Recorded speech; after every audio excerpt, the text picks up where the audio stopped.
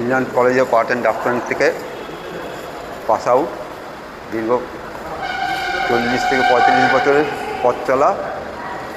আমি মাঝে কলেজ থেকে বেরিয়ে আমি গ্রাফিক্সের একটু প্রলোভন পেয়ে ওখানে যোগ দিই এবং বিখ্যাত শিল্পী হরেন দাসের স্টুডিওতে কাজ করে শিখলাম।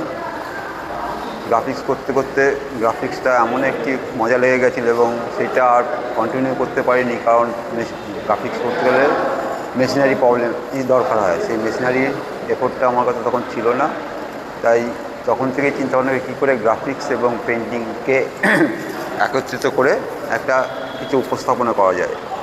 তাই আমার ছবির মধ্যে গ্রাফিক্স এবং পেন্টিংকে মেলবন্ধন হয়ে একটা অন্য মাত্রায় আসে।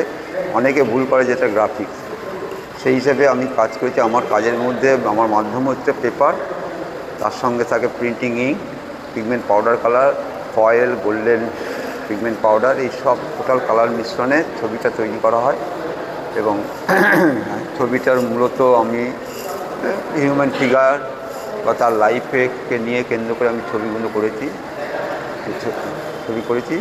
সঙ্গে আমার এই দীর্ঘ 40 বছর কাজ করতে করতে মনোটাস হয়ে যাওয়ার ফলে আমরা একটু মাটি নিয়ে নাড়াকাটা করি। প্রথমে আমরা টেরাকোটা কাজ করেছি কিছু, তারই কিছু 4টে এখানে দেওয়া আছে। এবং টেরাকোটা করতে করতে আবার একটু সিরামিক্স করার চিন্তা ভাবনা হলো, সিরামিক্সও কিছু করলাম। সিরামিক্সও সব ফিগার ধর্মী বা হেড ধর্মী, এবং দুটোর মধ্যে মজা আলাদা আছে। সিরামিক্স একরকম, টেরাকোটা একরকম, দুটোকে নিয়ে কেন্দ্র করে আবার ওই ধরনের কিছু কাজ করেছি। এই নিয়েই আমার 40-44 বছরের পথ।